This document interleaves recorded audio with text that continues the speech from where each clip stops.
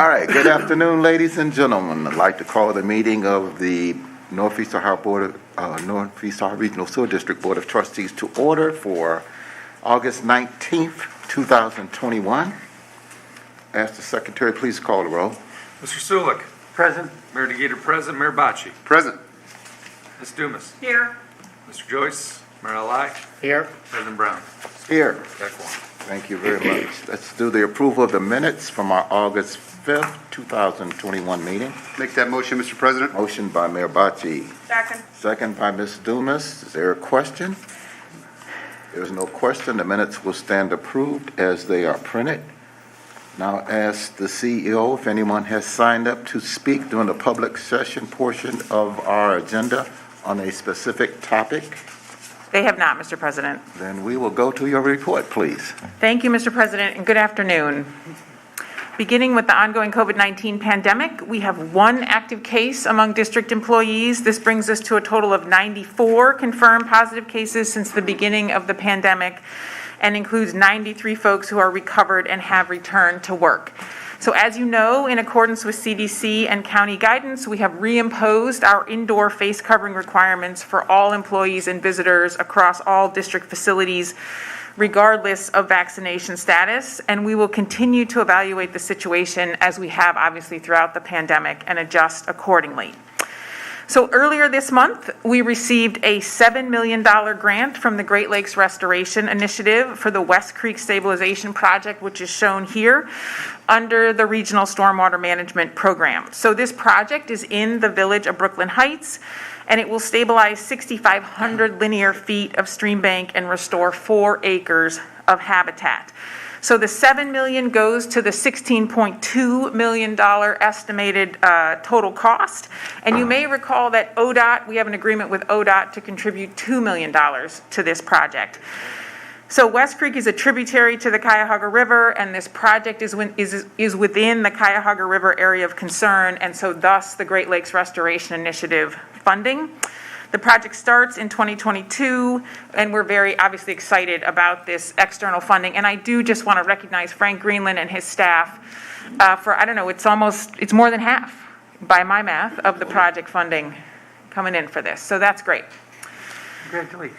And then, and finally on August 2nd, we participated in a meeting organized by Congresswoman Capter to share our energy innovations with other Ohio utilities.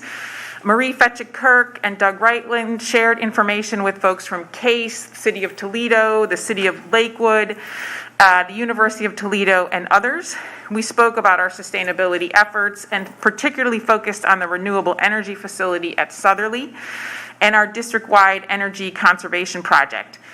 DC Water also participated and shared information on their efforts. So the Congresswoman had toured their Blue Plains plant and was very interested in their work and wanted to bring that back to Northeast Ohio. So we had a conversation with them, the Congresswoman, and the folks from these utilities and cities across the state.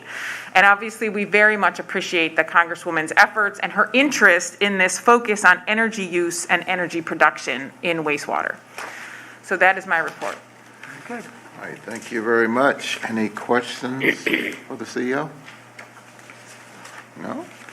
Okay. We'll go right to our action items. The glasses stop fogging up. Okay. Here we go. Let's go. Authorization to advertise. Authorization to publish notice calling for bids in accordance with Ohio Revised Code Chapter 6119.104. Lakeview Cemetery Dam Maintenance Repairs Project, and anticipated expenditure of $432,000.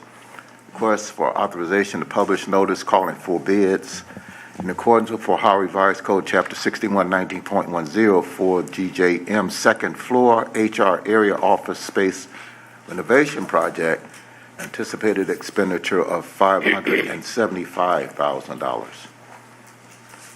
Move for adoptions of resolutions 247 and 248-21. Motion by Mayor Alai.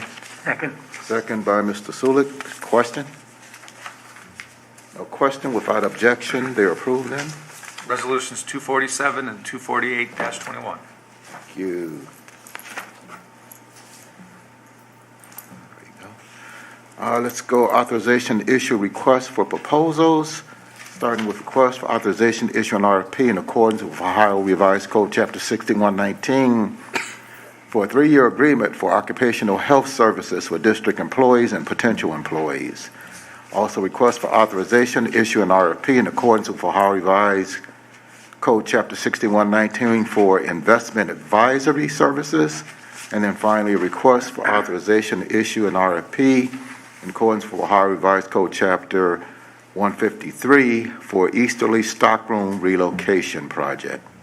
Move to adopt 249 through 25121. Motion by Mr. Sulik, Second. second by Ms. Dumas. Is there a question? There's no question, then without objection, they're approved. Resolutions 249 through 251-21. Okay. Let's go authorization to purchase, 2 of those. First request is authorization to purchase replacement parts used in Moino pipeliner repair at Easterly, Southerly, and Westerly wastewater treatment plants as needed from sole source vendor Schultz Handling Equipment. Total amount not to exceed $200,000. Also request for authorization to purchase office furniture, including installation, from American Interiors under the State of Ohio Cooperative Purchasing Program for the GJM second floor HR area office space renovation project, and a total amount not to exceed $185,000.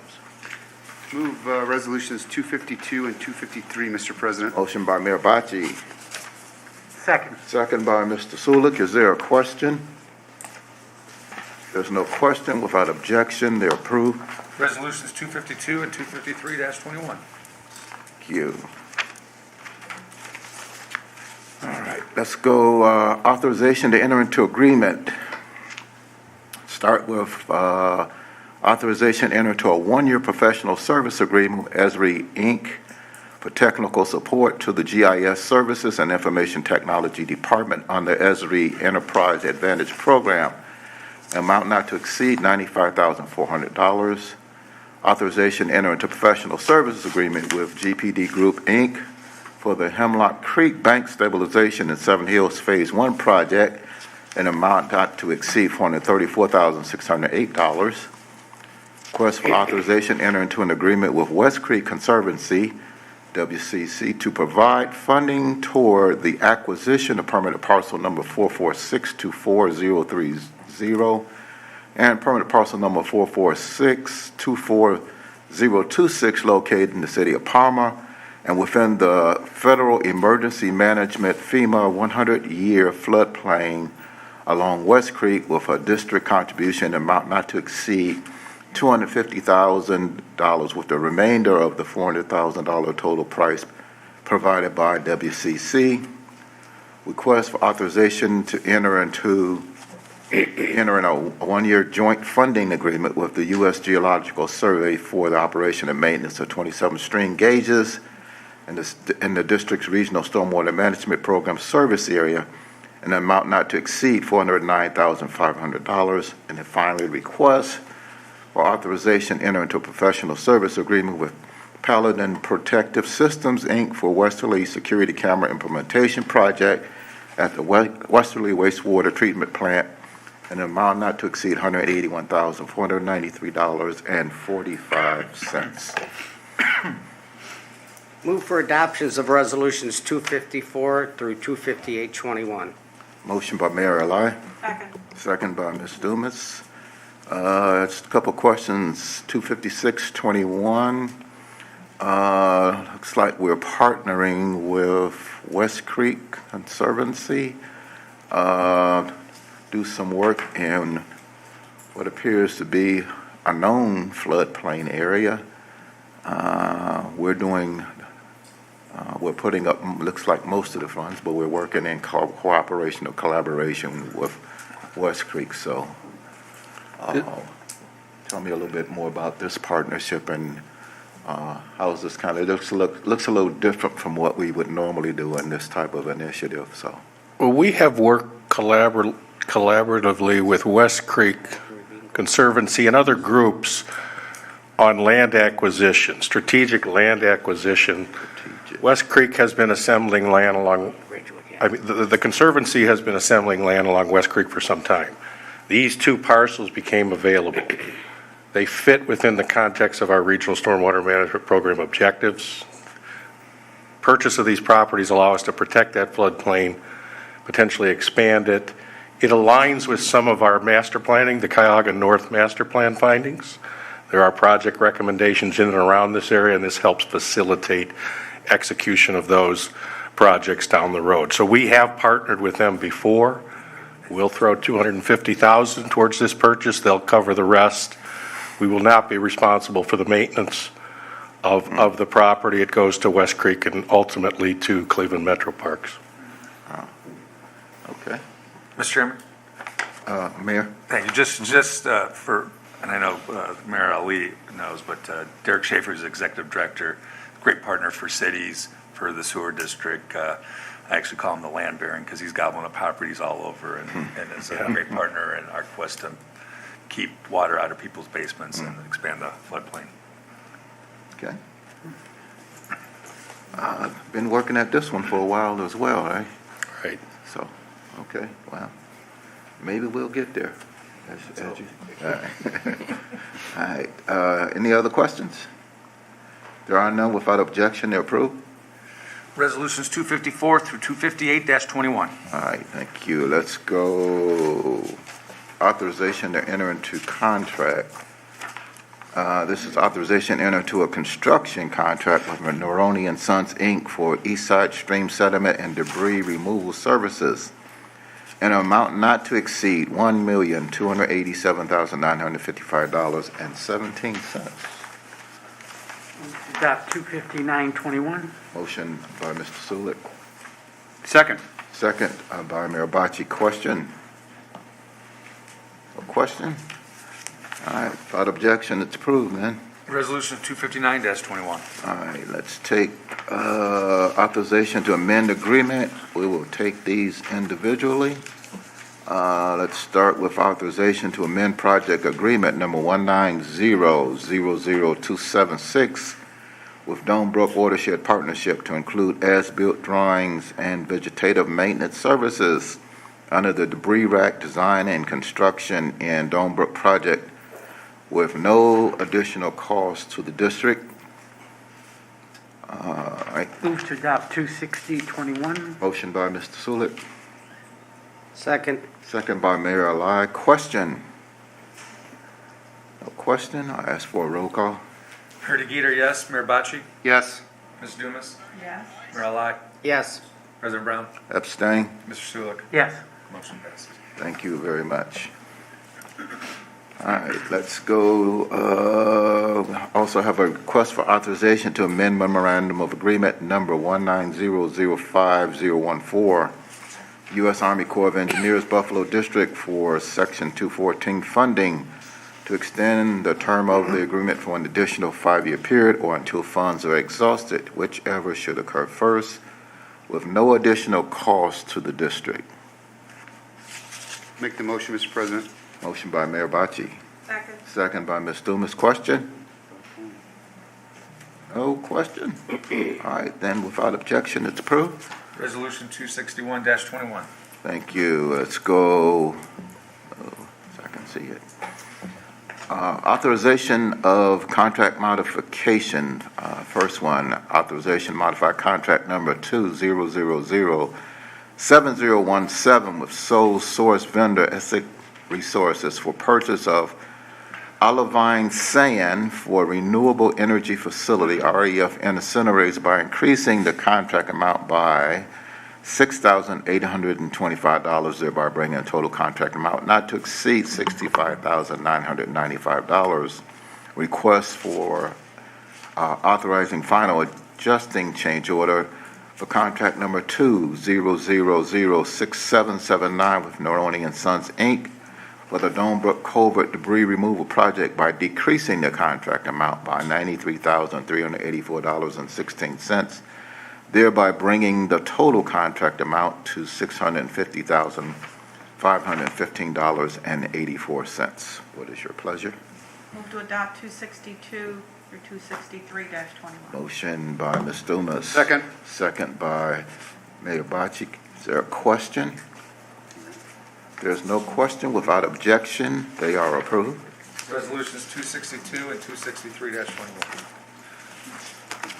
All right, let's go authorization to amend resolution, one of those.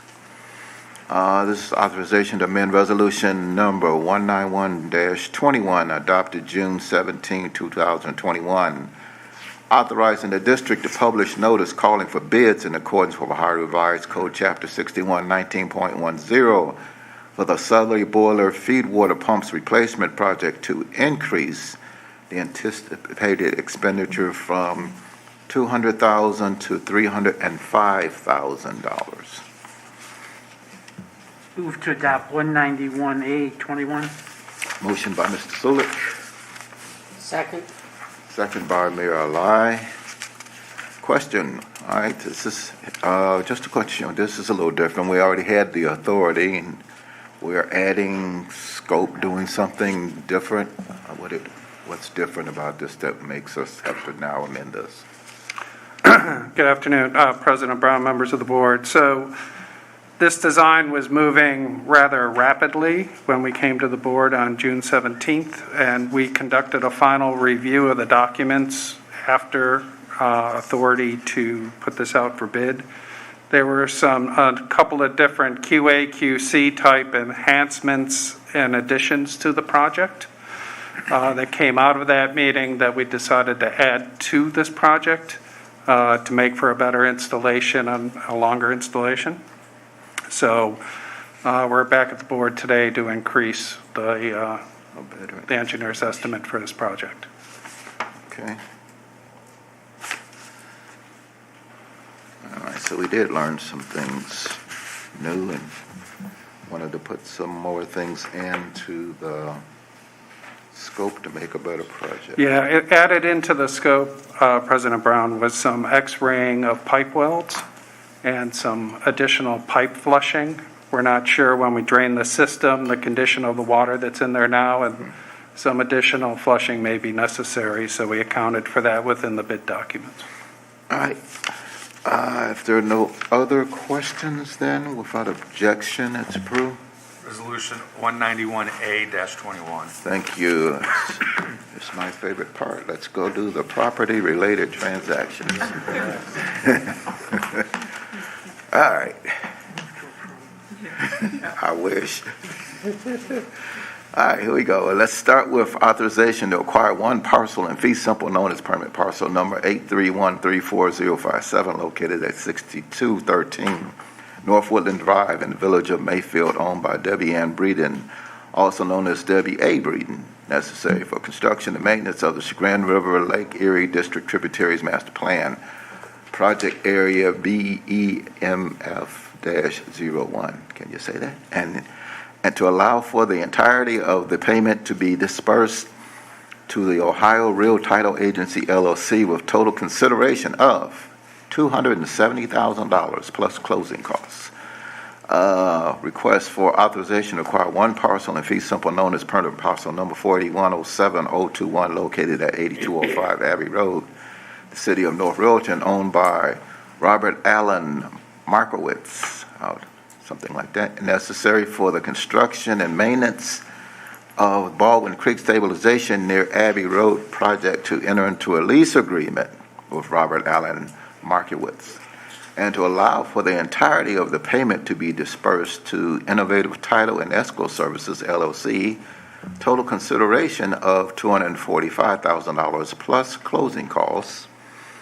All right, then a request for authorization to acquire one permanent stormwater easement, one temporary easement at property known as permit parcel number 48107-015 located at 8193 Abbey Road in the city of North Riverton, owned by Daniel P. Taylor, necessary for the construction and maintenance of Baldwin Creek Stabilization near Abbey Road project, with total consideration $11,450. And then finally, a request for authorization to appropriate 2 permanent sewer easements, 1 temporary easement on property known as permanent parcel number 009-08001 located at 4002 Giddings Road in the city of Cleveland, owned by ICB1 Inc., necessary for construction and maintenance of the Pearl and Giddings Road storage tanks and pump station upgrades project, and to deposit $106,800 with the county probate court as consideration for the same. Move for adoptions of resolutions 264 through 26721. Motion by Mayor Ali. Second. Second by Mayor Bocci. All right, questions? Just a little explanation, if you would. 264, 265, looks like we're buying houses again. And I guess the first one is kind of somewhat straightforward. The other one kind of struck me because it says we're also going to enter into a lease agreement. So if you could explain 264, 265, please. Okay, we'll go 264 first. This is along Beecher's Brook in Mayfield Village, coming out of the Lake Erie Trib's master plan.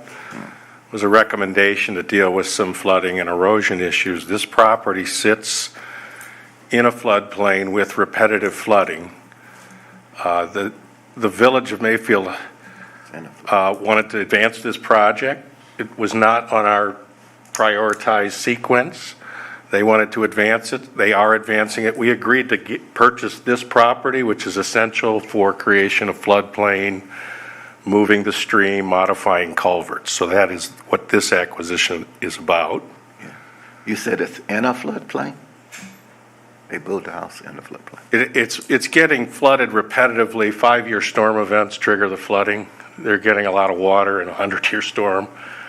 So this is it's sitting in a floodplain. It's perfect to remove and modify and reclaim some floodplain. Okay. The next one, Built a house in a floodplain. we have assembled some property along Baldwin Creek already. The yellow hatching and highlighting are easements and acquisitions. Eric, I think, can cover the lease arrangement, but this is an assembly of property along Baldwin Creek to do a project to alleviate, again, it's always erosion, flooding, culvert issues. So Eric can discuss the lease arrangement. Yeah, thank you. President Brown, members of the board, this property is being acquired in fee simple, so we are acquiring the whole property outright. The lease agreement that we are seeking authority to approve is related to the property owner being permitted to stay in the home for a specified period of time after we acquire it. We do that because these homeowners are typically caught somewhat off guard by our request to acquire the property, and they're not planning to move frequently. And so our arrangement quite often allows for them to stay in the property for a period of time under this sort of lease arrangement. In this case, the lease arrangement actually became a point of negotiation because the owner asking price was a little higher than we were prepared to go to. And so we negotiated a lease where the property owner will only stay for 2 months instead of the 6 months that we frequently offer. And they will be paying $500 a month to the district during that 2-month period. So that's this lease agreement. All right. And are there, in either instance, are there other homes to be acquired? Let's go back to the previous slide. I think we have one more interest. Matt, are we finished? We're finished. We're finished on this one. So we've got the easements we need. We've made the acquisitions. So in terms of executing this project, we'll be good to go. Okay. All right. No other questions? All right. There being none, without objection, those resolutions are approved.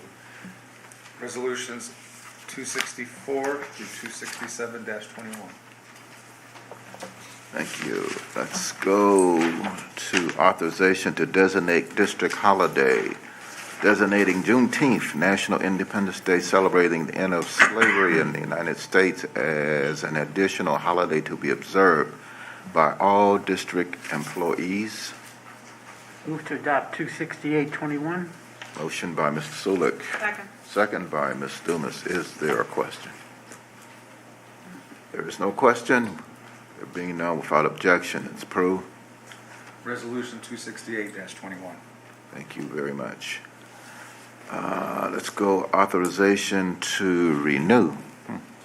This is authorization to renew annual software license maintenance and support services from Caresoft Technology Corp. for District Salesforce Cloud software for a term beginning August 23, 2021 through August 22, 2022, and an amount not to exceed $95,054.72. That's it. Move to adopt 26921. Motion by Mr. Sulik. Second. Second by Mayor Lai. Question? There's no question, and without objection, it's approved. Resolution 269-21. Thank you. That does complete our action items. Thank you all very much. Let's go information items. We have program management status report and updates for July 2021.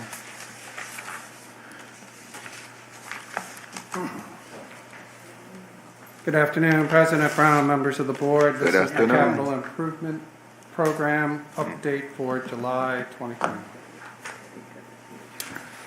So our agenda, we'll go over our cash flow for the month, the project level KPI update, a quick construction update on our tunnel projects, and then our monthly feature will be an overview of the Doan Valley Tunnel flow activation, which will be given by Bob Albert and Carrie Buxton. Favorite subject. Start out with cash flow. Our cash flow is starting to creep upward. We had a good month in July. This trend should continue through the end of the year now that the shoreline storage tunnel is in construction. On our KPIs for design, completing design within 60 days of plan.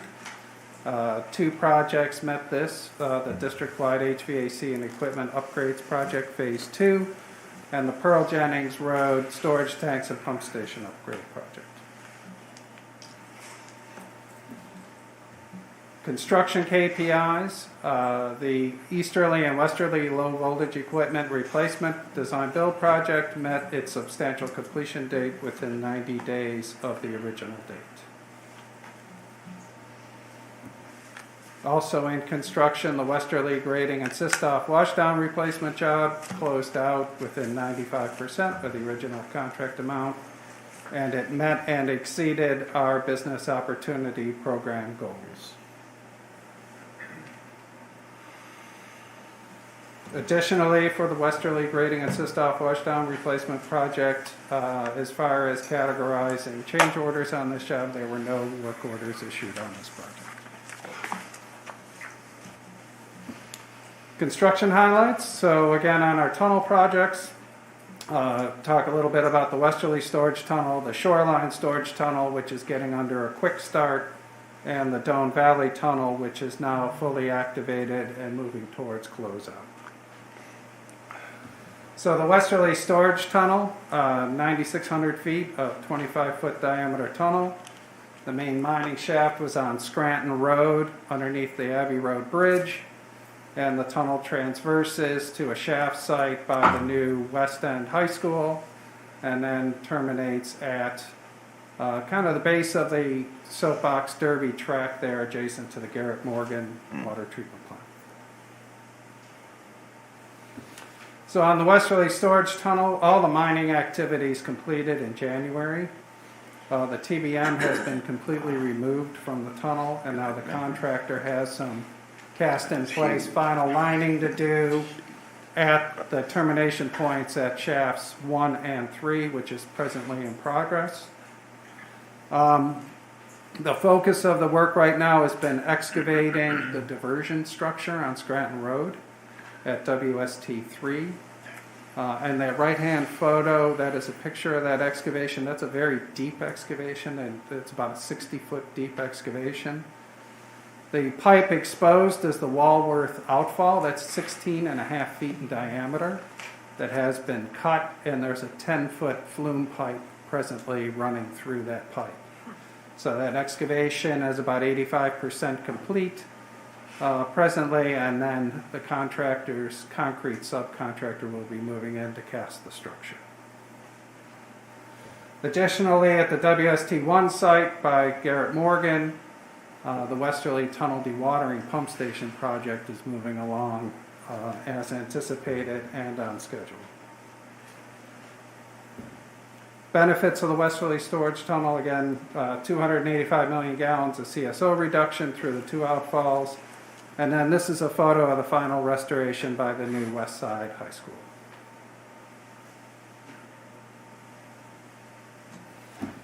The Shoreline Storage Tunnel was awarded to McNally Kiewit joint venture on May 20th for $201 million. We had a notice to proceed issued on July 19th. This project includes 14,100 feet of 23-foot soft ground tunnel, 3 shafts, and associated control structures. The main mining site, SST1, is in Forest Hills Park, and that is the focus of the work since notice to proceed on July 19th. Photo of the site at Forest Hills Park being graded and rocked. Again, a couple more photos of the same work ongoing. The contractor jumped on this site very quickly after the notice to proceed. Photo on the left is the shaft site itself being prepared. And here's another photo of it also. This is a very large shaft. This is 66 feet in diameter. They have a specialty subcontractor coming in, mobilizing the beginning of next week to install slurry walls as the supportive earth for the structure, with the goal of trying to get those slurry walls in place before winter. With that, I'd like to bring up Bob Auber and Kerry Buxton, who will give you an overview of the Dome Valley Tunnel flow activation, which is now 100% complete. Oh, Very good. good.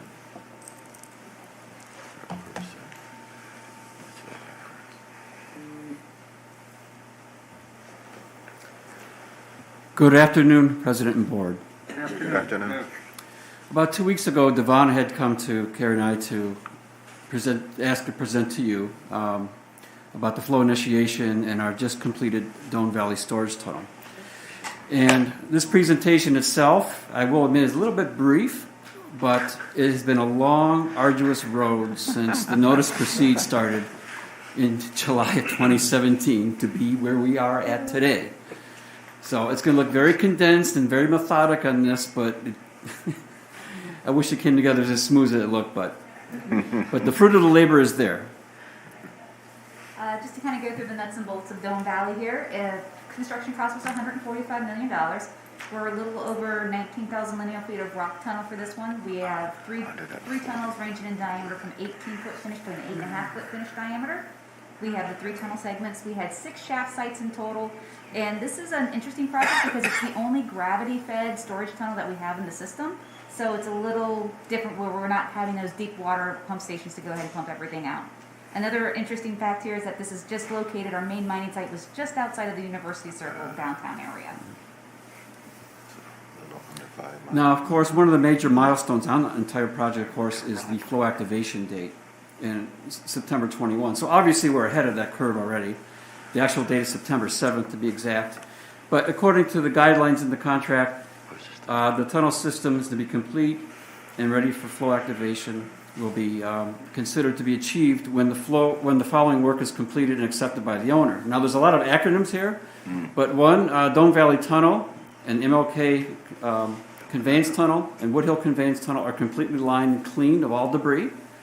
Number 2, the DVT 1, 2, MLK 1 and 2, WCT 3, and the Dugway South Relief Consolidation Sewer Shaft 6. Now, that's the interface, that's the very downstream terminus of the project where it connects into Dugway South, and of course, eventually it migrates itself north to eventually ending up, of course, at Easterly Treatment Plant, of course, when those shafts are completely lined and cleaned of all debris. 3, all near-surface structures are completed and cleaned of all debris as well. And 4, all equipment and system startup, testing, and commissioning are fully completed. Our first major pickup point that we did at the for the flow activation was at the Giddings Brook Culvert. This is the diversion structure at Ambler Park. Similar to what Doug pointed out earlier, we have an 84-inch diameter Giddings Brook culvert that the SOE is around. We then came through with the flume pipe as discussed earlier, what we did here is after we've excavated, we flumed it through, and the design flow rate here is 395 million gallons per day. As you can see, on the left-hand side there, the Giddings Brook flume itself was placed in this before we could place all of the cast-in-place concrete structures. And you'll see to the right side of that, you'll see the Giddings Brook flume actual removal, and that is the dry weather flow entering into the structure. Yeah, that's the biggest pickup point in the whole project. And pickup point number 2 is at the Woodhill Conveyance Tunnel 2 site, diversion structure, which is on Woodhill Road, very close to Baldwin Road intersection. And again, it's the same common scenario that Kerry had laid out, where the contractor goes in, excavates, exposes the existing sewer, carefully cuts it, and installs a temporary flume pipe to maintain flow through it while the structure is being excavated and lined. So again, in this case, it's a number 11 sewer that's temporary flume for that picture right there. And then we actually cut flow at this particular location on June 9th of this summer, actually into the WCT tunnel. And again, this point is 93 million gallons per day at this particular pickup point. And again, the same type of sequence that, like Kerry had just mentioned up at the Giddings Brook connection. You know, you expose the sewer, you tie it, you saw cut it, you flume it, you finish the supportive excavation or the SOE around it, and then you align it like the picture on the right. Of course, you've got the invert placed, you've got the walls placed, and now they are removing the temporary flume pipe. You can see a little bit of the dry weather flow there. It's kind of hard to detect in that photo exactly. And the only thing that remains, of course, is to cast the top slab and the access portal, and of course restore the road since it's in the middle of Woodhill Road. Our third major pickup point here was at the Martin Luther King diversion structure number 2. This is right at the intersection of MLK and Euclid, so it's pretty much right across from Wade Pond right there, right in the heart of University Circle. This was an existing 30-inch as well as a number 11 Brook sewer that we saw earlier. The temporary flume pipes that you can see on that upper photo, you'll see the number 11 being the larger of the two, and then that 30-inch over in the far corner. We had flow activation at this point on June 16th of 2021 with an 88 million gallon per day. Kind of going to the next slide, you'll see a short video of this is what our dry weather flow at this point looks like. So this is what we have on a daily basis. And look to the right-hand side there, the two-state electric controls that entire inflow into the tunnel system of the MLK.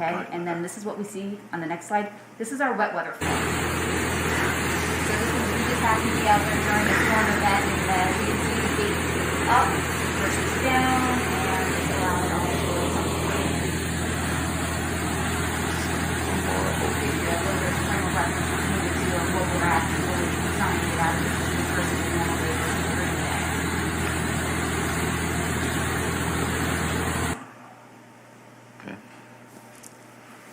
Any questions? Everybody have? Be happy to answer. All right, so in effect, there is no more overflow to the brook?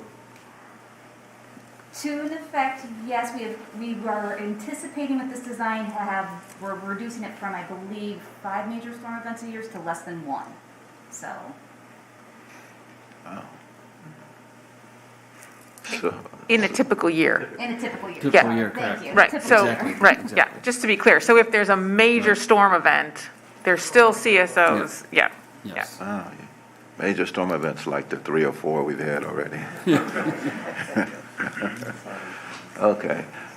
Well, that's a heck of an investment. So, the impact to the brook overall that we're looking for, other than just the flow and the discharge, is what in terms of the health of the brook. Go ahead. Go ahead, Frank. Well, obviously, combined sewer overflows contain a heck of a lot of E. coli. So Yes, sir. we are removing a mixture of raw sewage and stormwater. So we would expect to see some gains there. There are other contributors as well, but certainly there was a significant contribution from combined sewer overflow. So we've essentially eliminated that contribution. Same thing with the more visual stuff, floatable materials, trash, and that kind of stuff. That's gone and collected.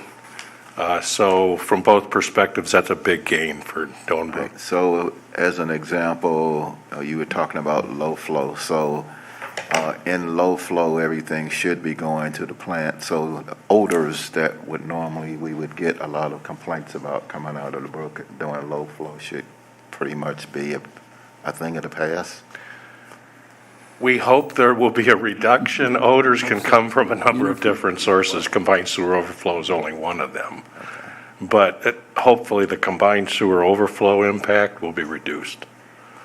I mean, I think just building on Frank's point, as you know, President Brown, there's all sorts of other local infrastructure issues like sanitary sewer overflows, I&I, which obviously we're helping the communities address through the member community infrastructure program, but the rest of the system's not perfect. That's right. But I think you remove residual flows, following a big overflow event, combined sewers discharge, and depending on where they discharge you, they can sit, right, and develop odors.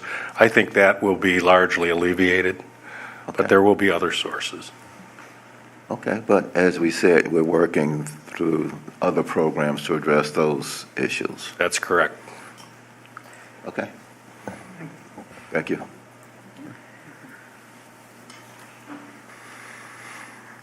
President Brown, if I may, I do just want to recognize this is, as Bob pointed out, it looked like it was easy, but it has been, and I know it actually didn't look that easy. It's just been a huge effort, and Constance and team as well in terms of outreach to Case Western, all the entities in University Circle. I mean, these folks tunneled under University Circle, which was just a huge effort. And I realized that there were some issues along the way. We obviously had the flooding from Ambler Park, et cetera, but remarkably well handled by the district team. Well, we certainly do appreciate that. All of us kind of lived that, some more than others. But, understanding what the outcome was, the end goal was, again, I think it was a great project, great community project. And anytime you have that level of construction going, something is going to go sideways. So again, to your point, the district was responsive and did work collaboratively with all of the other communities and agencies to address those concerns. So as we begin to go back to whatever the new norm is there, it will be interesting, or we probably should have, I would hope, some outreach to the community about this project being completed and the fact that we now have this resource and the fact that it should help address a number of concerns that we've lived with for many years. That's right. So. All right. Nothing else on the information item? Anything for open session? No.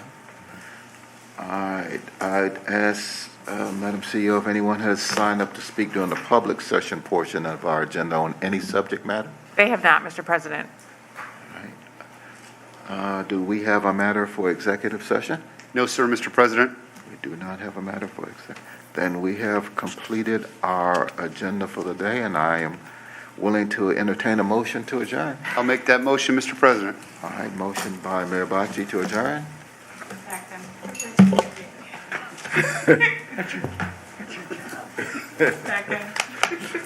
That's all you had to say. She's a bully. All right, motion by Mayor Bocci, second by Ms. Dumas. Without objection, we are adjourned. Thank you, ladies and gentlemen.